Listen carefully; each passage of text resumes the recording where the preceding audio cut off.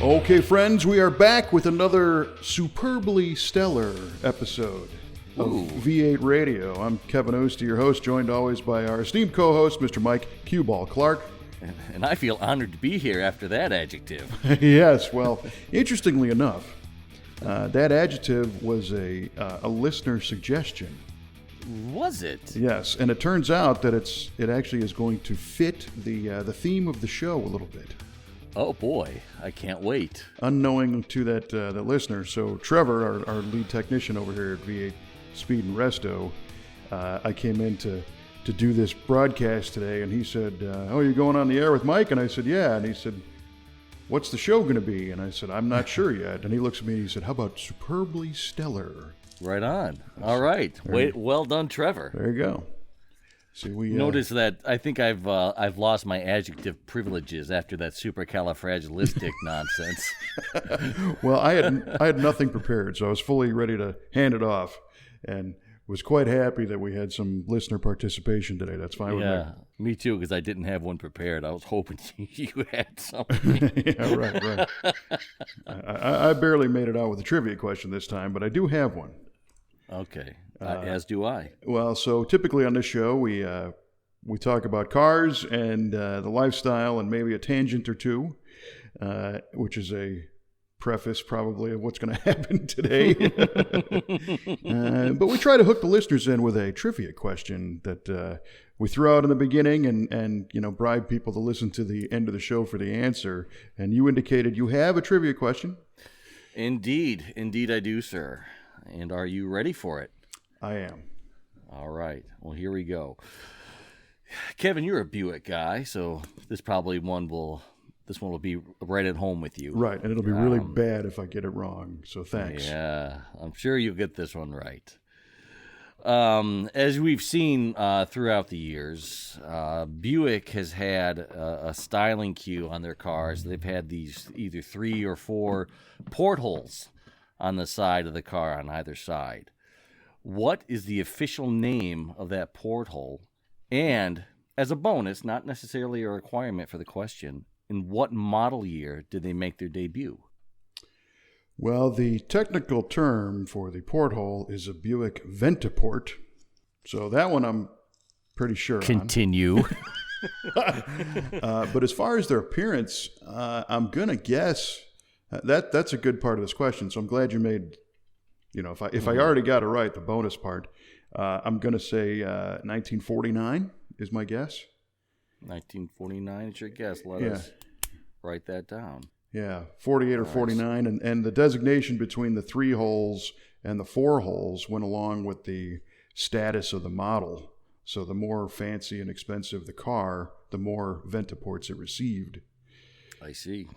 So that's very interesting, Kevin. We'll have to see at the end of the show if you're correct or not. Yes. All right. I'll wait. I'll be here for that. All right. Well, seeing that you were kind enough to choose one that's right up my alley, I'll return by saying you're a Mustang guy.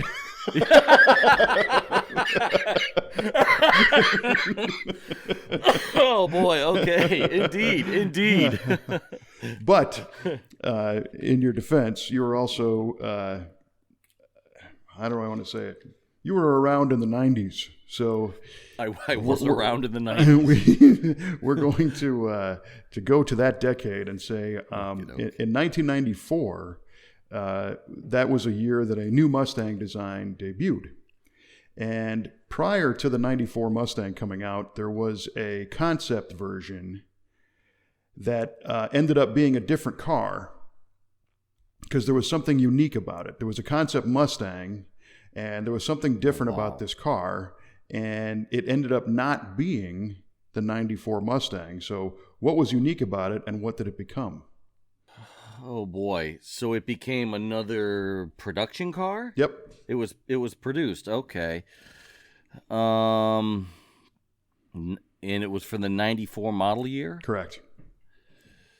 Oh, brother. Yeah, I'm sure a Mustang guy, buddy. Let's see here. What was unique about it, and what did it become? To clarify, the name had already existed as a car, but the particular prototype that was supposed to be the 94 Mustang ended up being this other. Oh, heavens to Betsy. I will say, oh gosh, what was unique about it is it was. Stop with it. You can hear that? Yes, I hear that. Well, everybody hears that. God dang it. The guys out in the shop hear that. Yeah, Kelly hears it. Everybody hears it, Kevin. Everybody hears your mockery. It's not mockery, actually. I'm doing some acoustic evaluation here today. Because I do have to point out that this is the first episode coming to you from our new V8 studios and shop, as we touched on in previous episodes. We did some remodeling here, and now coming to you from my new office, which is phenomenal, and also very live. This room has a lot of presence, as they say, so you can hear the room, and I don't know how much the reverberation is going to be a hindrance to our broadcast for future episodes from V8 Radio. So I was just testing that with a little musical interlude. Okay, I will say that what was unique about this car, this concept, is it was a two-seater and it became the Thunderbird. Okay, I will write that down. Yeah, whatever. You know what? That's way off, but Thunderbird. Well, there's plenty of logic there. I like that. That could have been what happened. That could have been.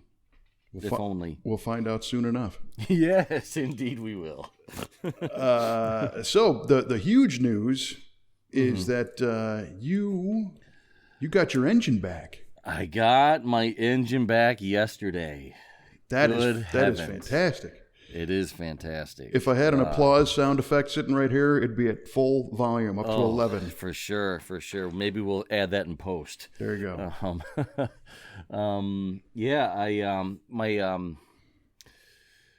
My good buddy Randy and I went out there and picked it up, and he had everything was there. It was ready. All the parts that I bought were in boxes. Everything was documented and balanced, and the block just needs a final wash, and it's ready to assemble, which is great news. I was, just looking at all these parts for an hour yesterday, just reveling in their presence. In disbelief. Yeah, exactly, in disbelief. But the nice thing is that he documented everything that he bought, and everything that he was going to put into it has been documented, and the final compression ratio has been calculated based on the gasket type and the head volume and the piston design and all that good stuff. Is this the original 67 block to the car? No, it's a 68 block. 68 block. The original was long gone, and because the car was found in a field in Oklahoma, just completely stripped of everything. So, so I don't even know how much original sheet metal's on it, for Pete's sake. But yeah, it's a 68 block. It's a correct YS block. It's just a model year newer. So for a 68 GTO 400, that's what this would have been. Automatic car as well. Yeah, it's the proper block. Yeah, which I found interesting because you texted me over a couple of photographs, including your box of pistons, which are labeled as small block General Motors. Yeah, I know it's weird, but they're the right ones. They're the Racetech pistons, and they are for Pontiac. What does it say? 400, 428, 455. Yep, is what they're designed to fit. So yep, small block GM stuff right there. Yeah, exactly, exactamundo. And all the Pontiac guys right now their heads are exploding hearing that. Yes. So sorry, fellas, it wasn't my doing. Well, at the same time, the big faux pas is when you say there's a big block Pontiac. So maybe it's less of it's not really a small block either. It's just a block. Right. The same block from 55 till 79, 80. Yeah. So. And so good parts. The connecting rods are nice. H-beam rods.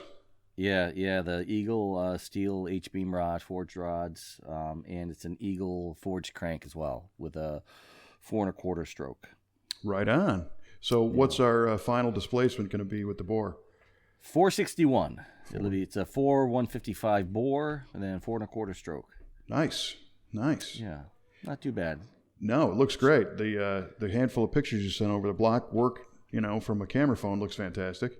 Yeah, it's stellar. I mean, for the bagging I've been doing on this guy, just for the time factor alone, he does, I mean, outstanding top shelf work, and I will never complain about the quality of work he puts out. It's just the back burner is what I couldn't take anymore. Right. So, no, and I hope, and I like him as a person. He's a cool guy. He's a nice guy. Yeah.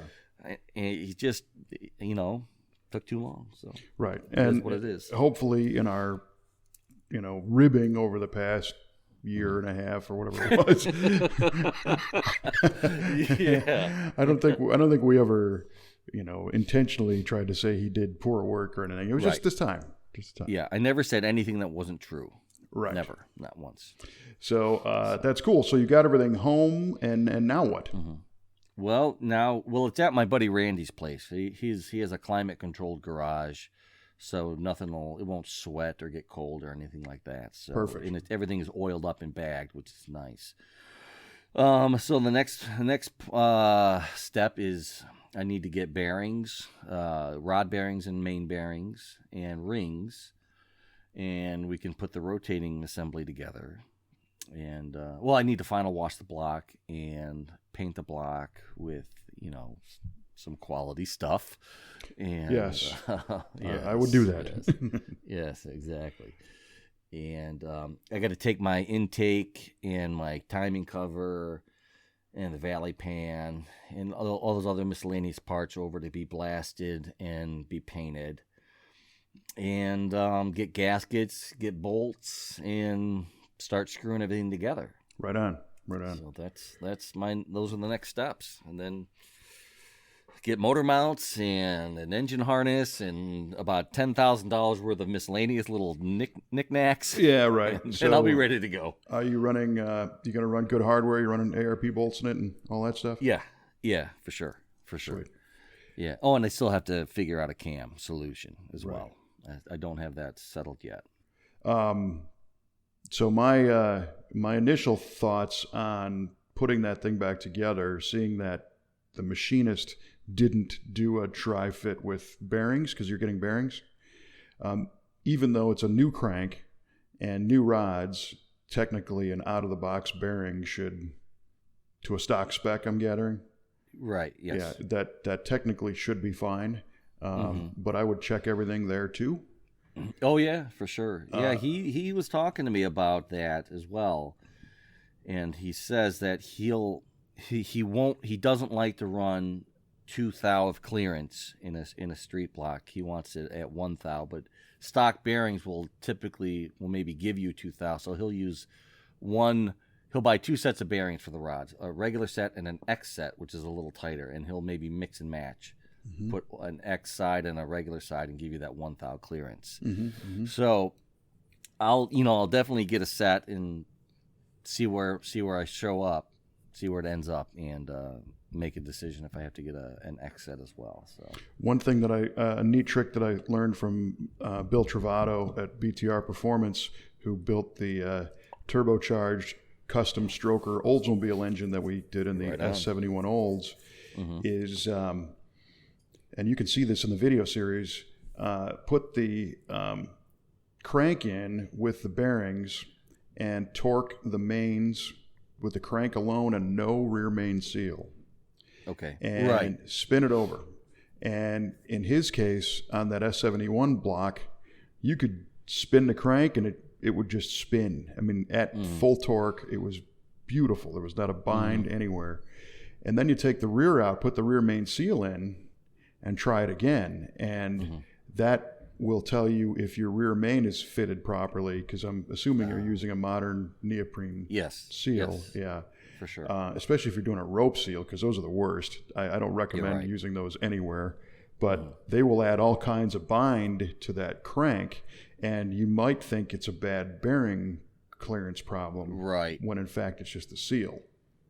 So then pop that seal out again, and then put your rods together, and then you can feel the drag on the piston rings and all that stuff as you put those together, not having to factor in the drag of the seal and then put the seal in again at the end. Oh, I got you. As you're doing it, it's all about trying to figure out the feel, and if something doesn't feel right, it's probably not, so you don't want to go down the road thinking that you've got a rod bearing or something binding up, because you can gauge it with plastic gauge and it's going to look fine.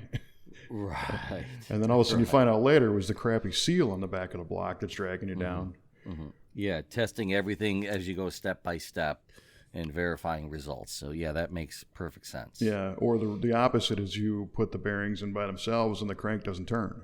And then you say, that would be bad. Yeah, then what? Well, in your case. Then what? And then we measure. You measure and maybe you adjust that bearing size up or down. And so I've seen it in the past where something can happen to a crank that's just been hanging around a shop.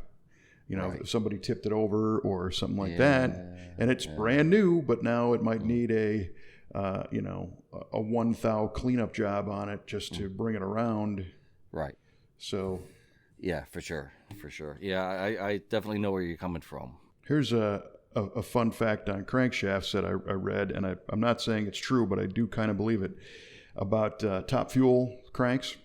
Mm-hmm. So a top fuel dragster that's making 7,000 horsepower.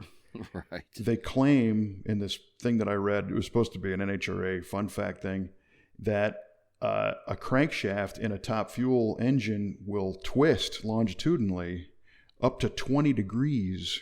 Really? At full tilt, yeah. So they suggest that they actually offset grind the cam so that when the crank is in full twist, the cam timing is correct. Is right on. Holy cow. Yeah.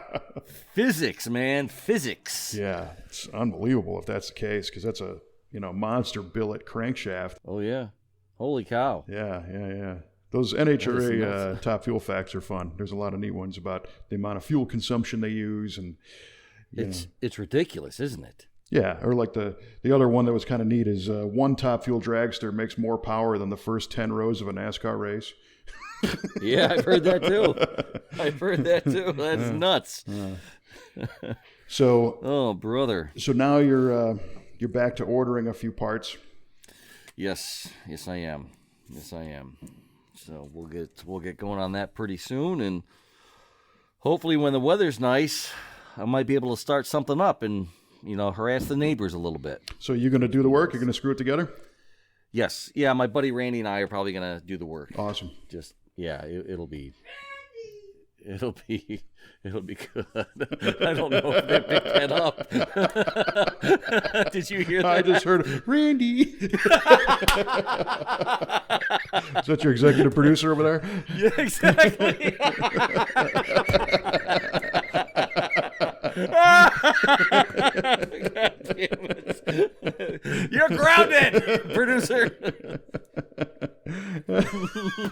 All right. That wasn't him, was it?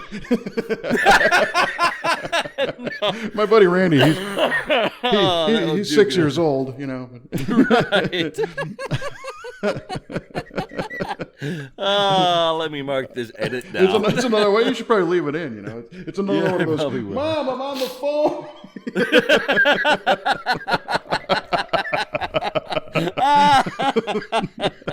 Oh my God, that is too good. That's a hell of an outtake right there.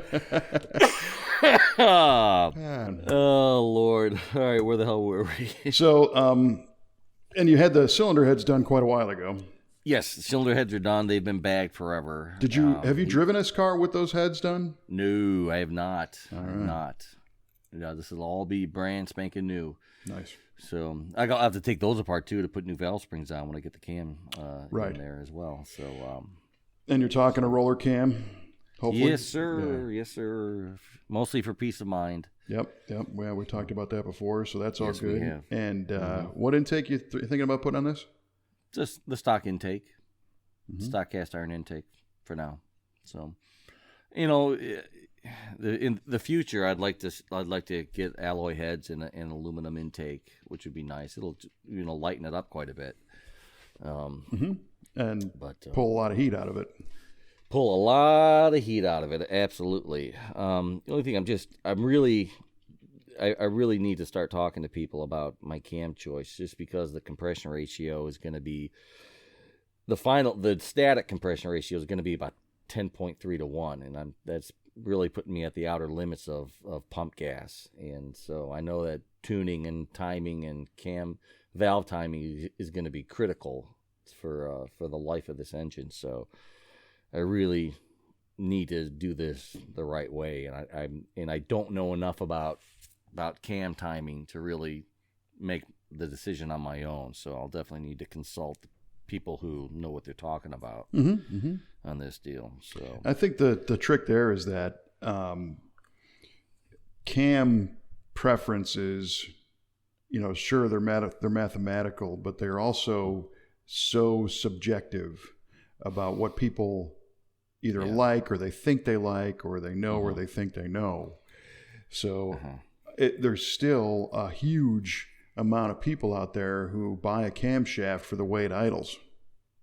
Yeah. God dang it. And then there's people that buy camshafts because they make peak power at 7,500 RPM, and they don't do anything below that. Sure. And then there's people that, would suggest, like the old RV grind, which is a lot of cylinder pressure and a lot of torque. And that can scare people away because they think, well, I don't want a Winnebago. I've got a muscle car. Right.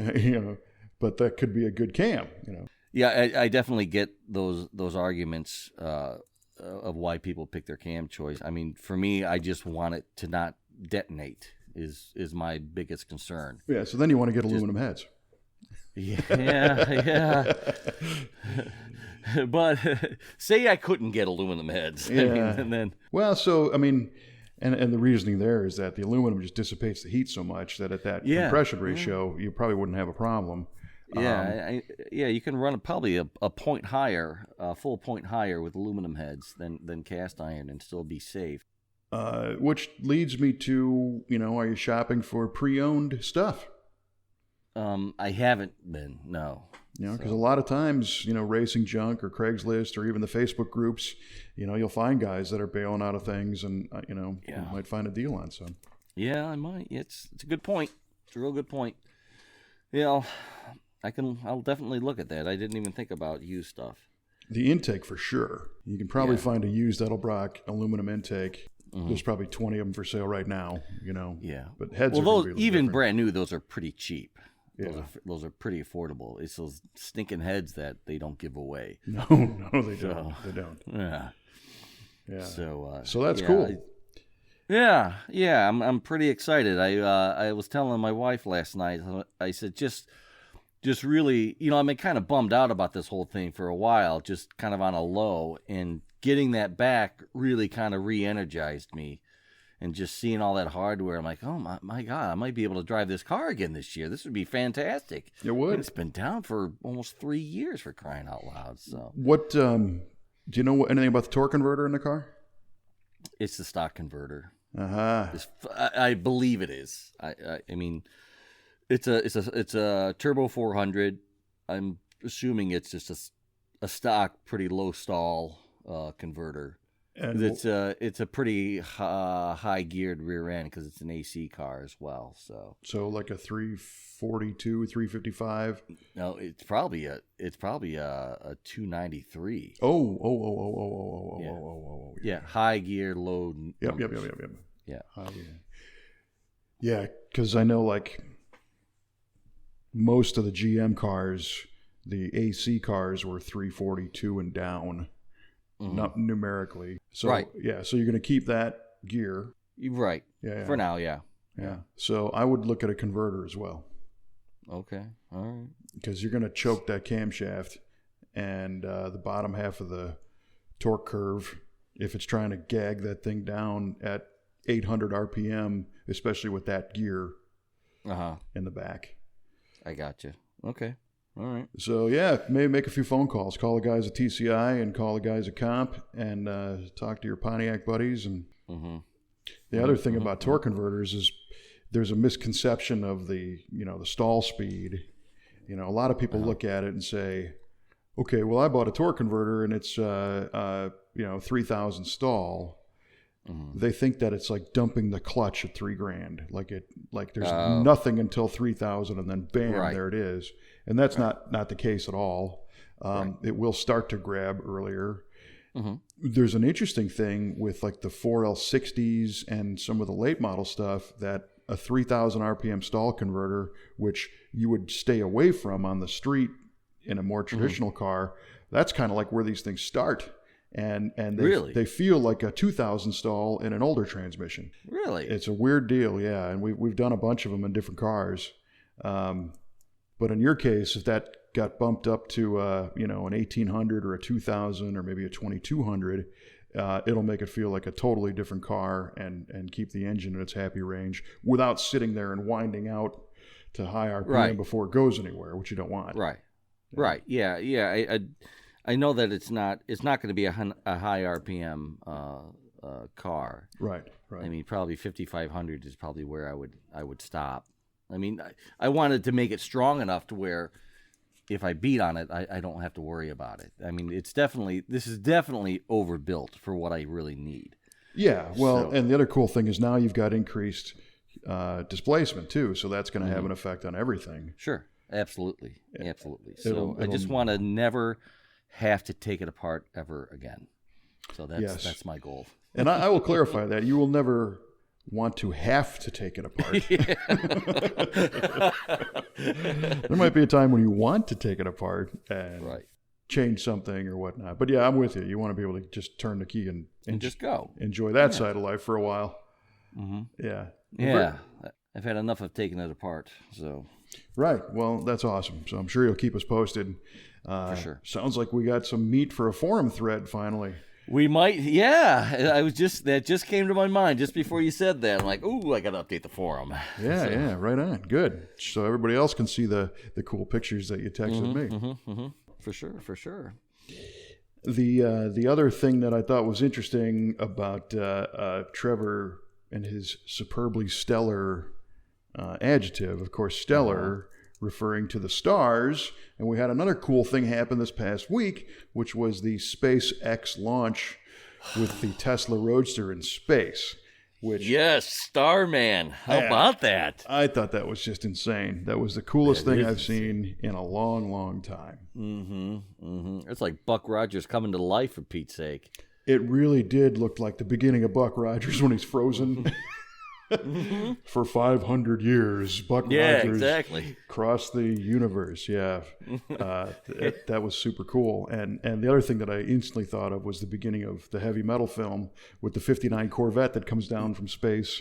Yes. Lands. The thing that kind of sucks is I don't think a lot of people understand really what happened. Okay. I don't know if you've seen any feedback from anything on social media or heard any reports about what all went down that we all got to see. So the very short version is that Elon Musk and the SpaceX company, it's a company he started in 2002. He's been doing this for a while. And Elon Musk, people were saying, oh, some rich guy launched his car into space because he owns Tesla and it's a big publicity stunt and it's all a bunch of wasted time and all this crap, right? Right. And the reality is Musk made all of his money initially as co-founding PayPal. Mm-hmm. So he's got the resources. Yeah, he's definitely a rich guy. But the mission was to kind of pick up commercial space travel and space utility where NASA kind of left off.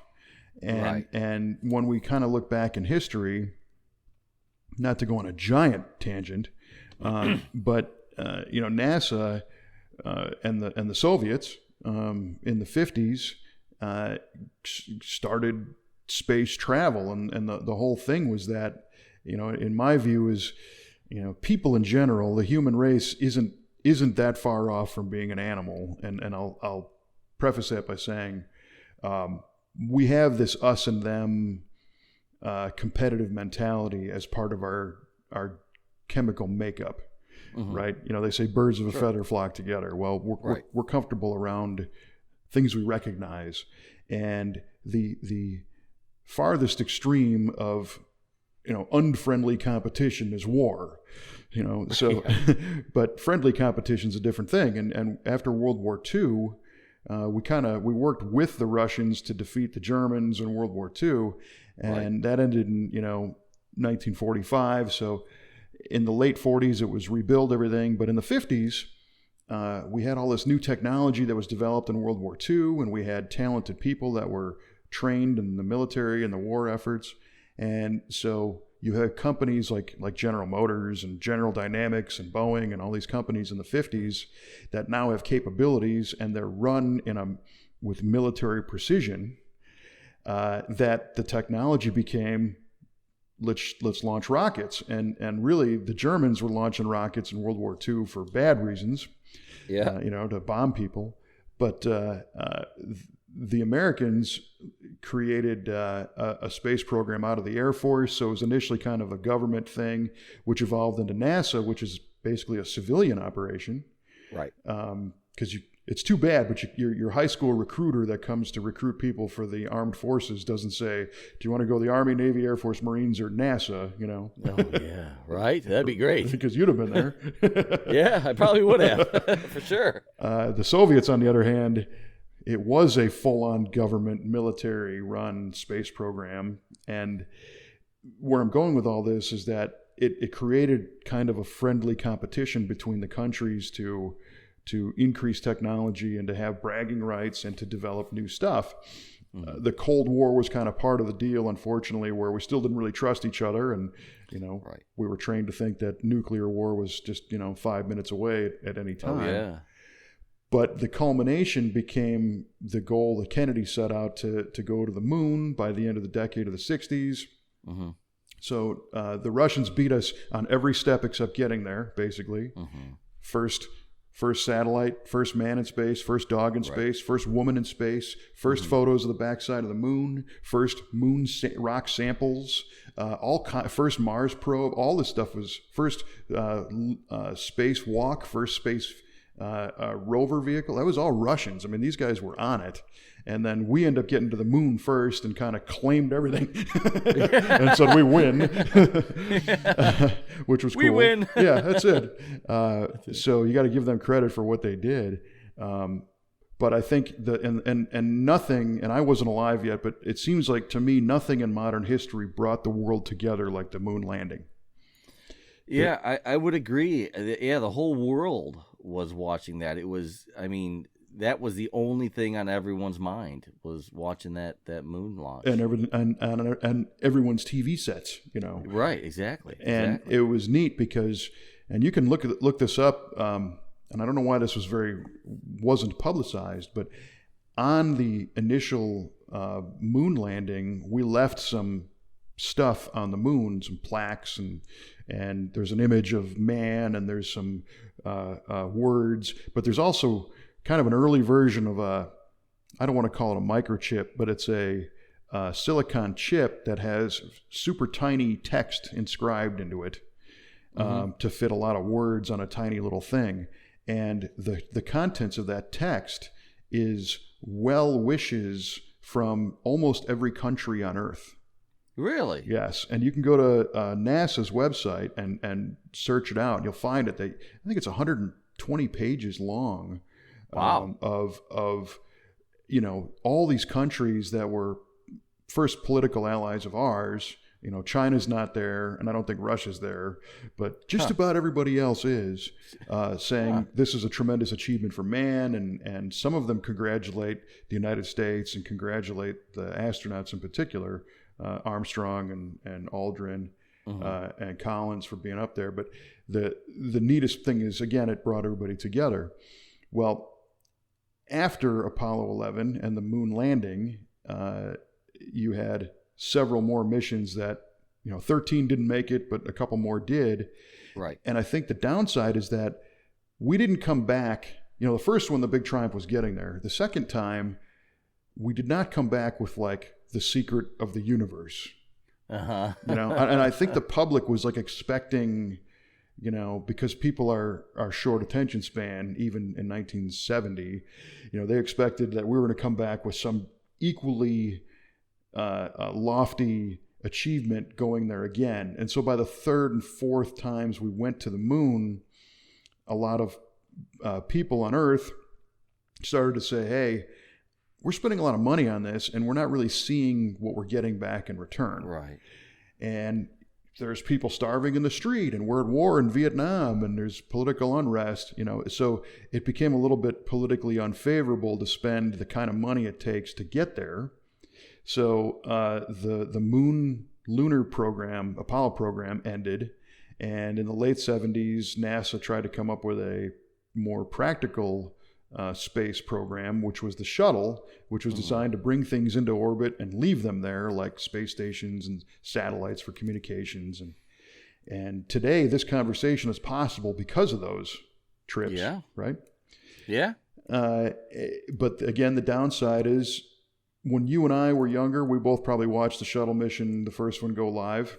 Oh yeah, for sure. They stopped classrooms, and business stopped again all over the world to watch John Young, who unfortunately just recently passed away, and Robert Crippen, pilot STS-1, Space Shuttle Columbia, right into space.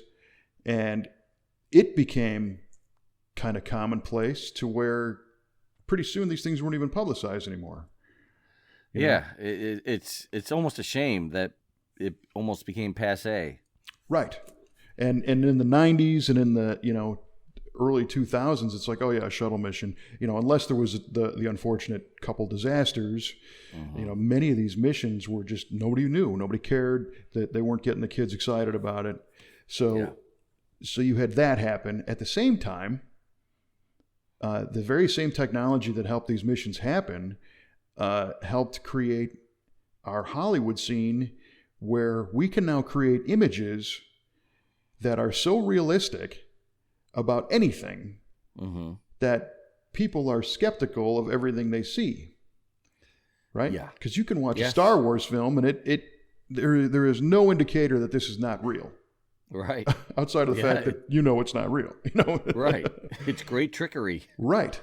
So when you have video games and computer images and social media stuff that looks like otherworldly, and then couple that with this NASA program, at least, that dwindled, and then eventually, ironically, we were working with the Russians to use their rockets to put our stuff up, and we rent time and pay the Russians to do it.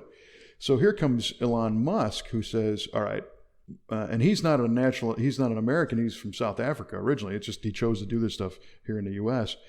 So he says, hey, I remember being excited about the space program, and if the political climate didn't do what it did, where would we be today? If we kept advancing and advancing and advancing, and if everybody was behind us, it seems like the development has dwindled twice, first with the rocket program and second with the shuttle program.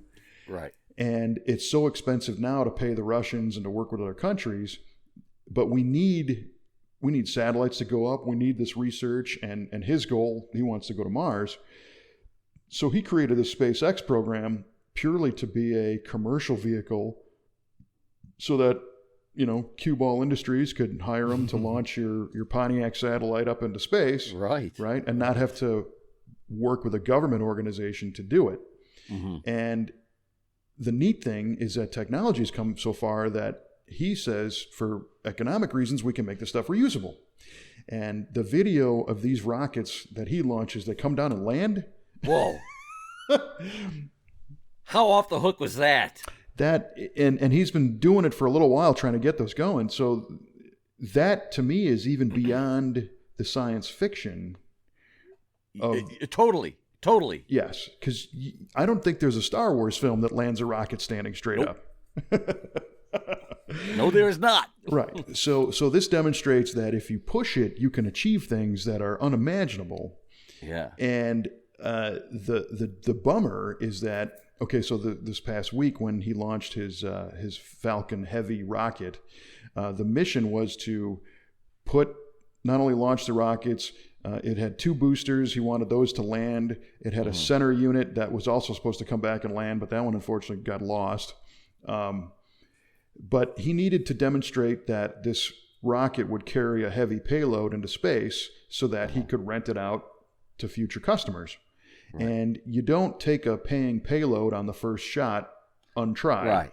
And it's very hard to get somebody to say, sure, you can take my heavy stuff. Yeah, test it out with my $1 million satellite. Right. Absolutely. Or $1 billion satellite. Or $1 billion, God dang it. So NASA used to put concrete and rocks and just ballast weight. Like a steel payload or something. Yeah, something sure. to mimic the load. Yeah. And that's not very exciting. No, it's not. Right? Because every one of those test launches happened and you and I didn't even know or care. Right. So Elon Musk says, hey, well, I have to have this car company, and the payload we're talking about is about the size of this Roadster, so I'll just stick one of those in there to get people excited to watch it. And that's where the brilliance comes in. So there is a small amount, obviously, of publicity he wanted to gain for the Tesla company and that kind of stuff. Yeah. But it's not like it's some guy who said, hey, look, I got all the money in the world. I'm just going to create this technology and shoot it up into space for no reason. Right. You're right. Just to piss all my money away. Just what the hell. Right. And because we have a generation of younger people that grew up post-space shuttle and post-space program excitement that are so inundated with fake imagery or synthesized imagery, we have all these people saying that what you just saw last week never happened. Oh, good Lord. And they're all naysayers saying that this image of Starman behind the wheel of that Roadster looks so cheesy and fake. Well, the reason why it does is because it's like a GoPro camera on in space, you know. Yeah, right. It's not Lucasfilm with 1 million spaceships flying around and. Right, exactly. There's not a lot of production value there. Right, because it actually happened, and not only that, so you've got the naysayers and saying it's fake, and then you've got the other side saying it's a waste of time, and they don't realize that the only way that they could share their opinion about it being a waste of time is because previous missions happened to create that technology that they're using. Exactly. Yep. But nobody acknowledges that. No, and that's my frustration. I know this is a show where we talk about cars. Well, the Tesla Roadster, you know, so that's the other side of the story is that as Tesla goes, as a car company, I'm not really sure I'm sold on yet. You know, Musk had the ability to get he's got true believers, you know. He does. He's got like the iPhone crowd. The early adopters. Well, and they're willing to pony up thousands of dollars to buy a car that doesn't exist yet. You know, to invest in the next model, which is it's tremendous that he has those followers. Yeah. The downside is that his company really isn't making any money, and it's using a lot of your money and my money to do it. You know, and government funds. And there's also the whole debate about electric versus or organic fuels and all that, which I don't know that we need to get into here. So I mean, from a technology standpoint, I like what he's doing, and I believe he's advancing the longevity of what a battery can do and the conditions that it can operate optimally in, like versus cold and extreme heat. And from a guy who likes to see the advance of technology, I really dig it. I think it's fantastic that he's really grasping onto that and really advancing battery technology versus continuing to burn fossil fuels and using natural resources to do that. So, I mean, I'm not a tree hugger, but I do like to see as little pollution in the air as possible because we all got to breathe and we all got to be there. So. Mm-hmm. But again, what do you charge those batteries with? Yeah. There's that. There's that. Fossil fuels and other stuff. Fossil fuels from power plants, or you have the nuclear option, or if the advent of solar reaches to a point where you could have some solar arrays charging your batteries, and then you're truly off the grid. And so seeing that kind of stuff advance really turns me on as well. Yeah, totally. And the performance of his cars is phenomenal. Oh yeah, that ludicrous mode. That's crazy. I think next to the Demon, it's like the fastest car you can buy. It's crazy. And now he's talking about doing trucks and larger vehicles, and so that that is all fascinating. At the same time, you start to wonder about the the sustainability and our government isn't investing directly in these types of programs, but they're doing it through people like him. So maybe this is research that needs to happen if you're a fan of the car program or not, to your point, that we all want a cleaner environment and the whole thing. So it's tough to say. The naysayers, I think, of course, the major automakers are kind of spooked that he's been able to do what he's been able to do and change the whole business model. And that's why they're trying to outlaw his dealerships because of the political business models, that there's a law that the manufacturer can't sell direct to the public. And he says, who cares? And he's upsetting a lot of apple carts. He is. And I think the coolest part about it is that he's chosen to do this in the U.S., because today, he could be doing this in a number of different places. He totally could be. But I think the U.S. Business and government finance backing climate is far stronger. I don't think the government of Mexico would have invested tax dollars into his program the way we did. So, he's definitely a sharp guy. He is a sharp guy. Yeah, he knows how to make money. Yes, and knows how to lose it too at the same time. Yeah, knows how to lose it because they're losing billions over there at Tesla, but it's still moving forward. So I don't know. It's an interesting thing. We have a potential car customer that has talked to us about doing a CUDA that's Tesla powered. Really? Yes. So there's a company in Atlanta that has cracked the code on the Tesla drive modules. And the way these cars work is you have a box that basically has the electric motor and the gearbox is in one box.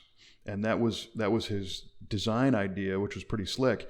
So if you envision the Tesla car platform, it's almost like how a slot car used to be. On a scale raceway, because you take the body off one and put a different body on it, and the base doesn't change. Right. Sure. Maybe the wheelbase is a little different, but underneath they're just a row of batteries and they're the electric motors. So the problem is every component of this car is connected digitally together. So if you take one piece of the puzzle away, it doesn't work. Okay. So it needs the dash, and most new cars are like this too. The computer needs to see the gauges and needs to see the safety, the seatbelt module, and all that stuff to run. But it's far more advanced than a Tesla. And in a Tesla, the car finds a signal basically wherever it goes and checks to see that it's okay to work over the internet through the mothership. Basically. Wow. So these guys in Atlanta have been able to get a Tesla power module to run and be controllable without the car. There's they worked with a guy, I believe, in Switzerland to write the code to crack the code. So what they've been able to do is get a couple of wrecked Teslas, transplant the module, and build their own electric, super bad vehicles. Sure. And I talked to these guys out at SEMA. In fact, I did an interview with one of the gentlemen from one of the companies that I'll put a link to about this technology. And I said to him, as a hot rodder, what if we take an old muscle car and throw a 4-wheel drive, 2-motored Tesla driveline in it? Now you got something that could possibly do 0 to 60 in nothing and have this modern drivability and not have that same, fuel requirement. And he said, give us a call in a couple of weeks because we're about to have the 4-wheel drive version hacked as well. Holy cow. Wow, that's pretty cool. Yes. Oh, I would watch that all day long. Yeah, so our customer owns a Tesla and he also owns a Hellcat. And no kidding. He gets cars and understands how this stuff goes. So we've kicked around the idea about how cool would that be, and then it's slowly I'm presenting him with realities like, okay, well I found a donor car, and here's this guy with this technology. We'll see if how much he likes this idea, if he's willing to invest in doing it. I think it'd be super bad. It'd be. I think it would be super bad. Yes, sir. That'd be a game changer. They'd be right on the cutting edge of that deal. It would be fun, and Trevor and Tyler and our mechanic team at the shop, they're all excited about it.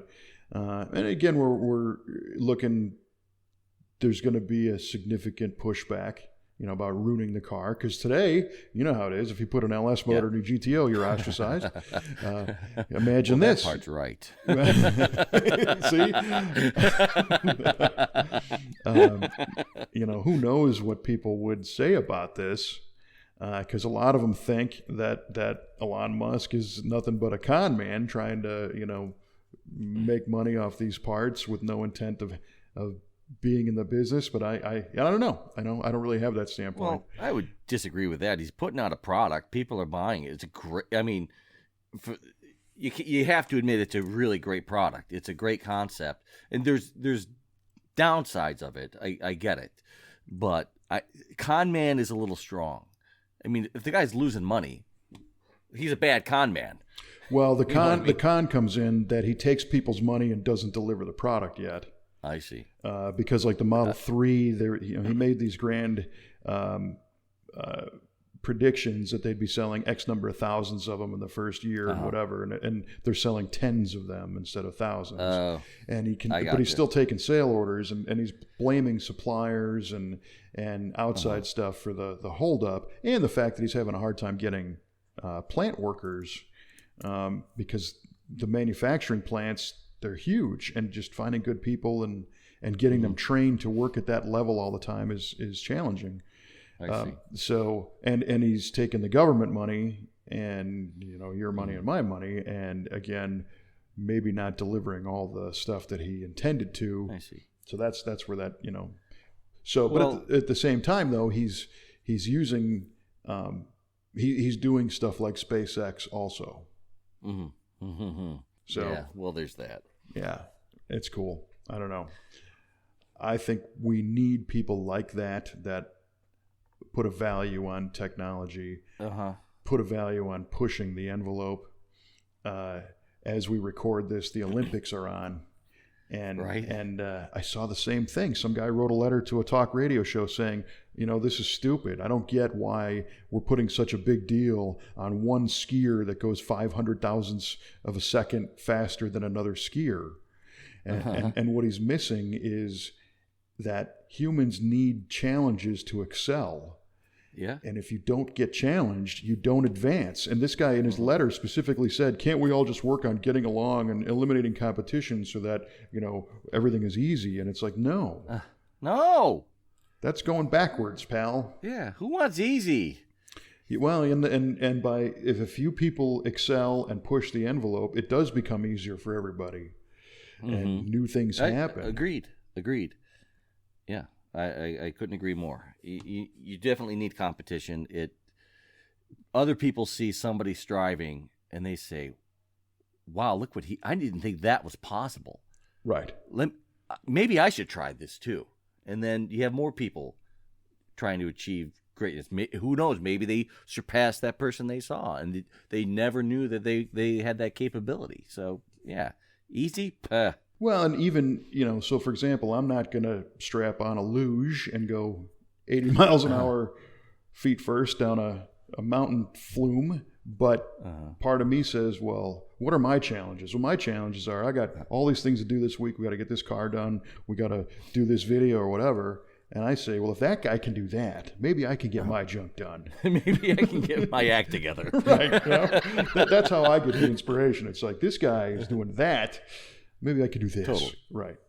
And I get it. It was funny. So the luge competition was on in our local sandwich shop, and Kelly and I went and got lunch yesterday, and one of the sandwich shop employees was saying, I wonder how this luge racing even started. When did it start? When did people decide to race these sleds? And I said, when they built the second one.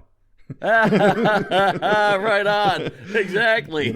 Exactly. It doesn't when matter. When did cars start racing? When the second one rolled off the line. That's exactly right. As soon as there was two of anything, we raced them.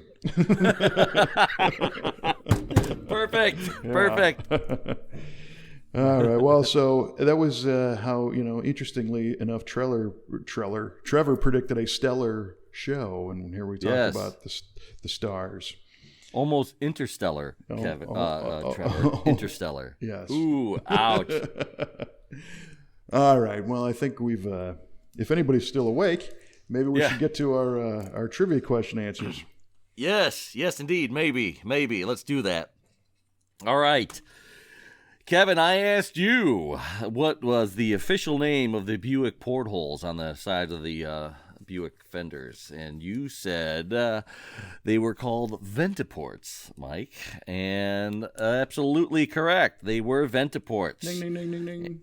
And as a bonus, I asked what model year did they debut, and you said 1949. And I actually think it's 48 now, but again, you are correct. It was 49? 1949 model year. Yes, sir. Wow. Yes, sir. The designer put them on his own car in 1948. Just to see what it was like, I guess. And then Buick picked it up for 49. Right on. So happy, joy. Well done, Kevin. Well done. Thank you. How about that? I feel good. I've been out of the saddle for a while on winning these things. So. Well, I've been kind of a jag-off about questions. That's okay. I was this week. So yeah. My question to you was, there was a new Mustang for 94, and before it hit the streets, there was a prototype car that had something special about it, which in fact ended up not being the production Mustang. What was the thing that was special about it, and what did it end up becoming? And you said it was the two-seater was the unique aspect, which kind of makes sense. A Mustang could possibly have been a two-seater. And then you said it was a Thunderbird, and the Thunderbird was a two-seater and was being revived in that time period, so kind of. The reality was the prototype 94 Mustang was supposed to be front-wheel drive. Oh, you're kidding me. Yes, and that was the response. That is the appropriate response. The public said, no way, pal. So the prototype 94 Mustang front drive car became the 94 Ford Probe. Ford Probe. God dang it. Yeah. And you know what? Now that you say that kind of jogged loose a couple of synapses in my brain. I think I kind of remember that. Yeah. So the Probe came out in 88, I think, or 89 initially, and it was kind of on its course. And Ford thought, maybe the Mustang needs to be this front drive platform too. And they developed the whole car. Well, that whole car became the new Probe. So. That would have been a big mistake. It would have been. Yeah. And interestingly enough, the 94 Mustang, they call it the SN95 platform, they really just kind of said, well, if it ain't wrong, ain't broke, don't fix it. So it shares a few things with the previous Mustang, just reskinned it and refined it a little bit, and there you go. So, right on. Cool. Yes, sir. Great question, Kev. Yeah, sorry about that. Yeah. Sure you are. Yeah, I feel your apology. Yeah, well, the good thing is you got your motor back. Yeah, that is the good news. That makes this staggering loss not sting so much. There you go. Overselling that a bit. Well, since we're talking about the Olympics, the agony of defeat. Yeah, right. All right. Well, listen, if you enjoyed our episode today, you can hopefully maybe see some pictures of Mikey's engine project on the V8 forum, v8tvshow.com/forum, under the member rides section. And you can also subscribe to the show through iTunes, Stitcher Radio. You can listen on the TuneIn Radio app or Google Play. And, of course, you can always go to v8radio.com. So, as always, it was a fun one. Indeed. Thanks for the time, and keep it under 100. Right on.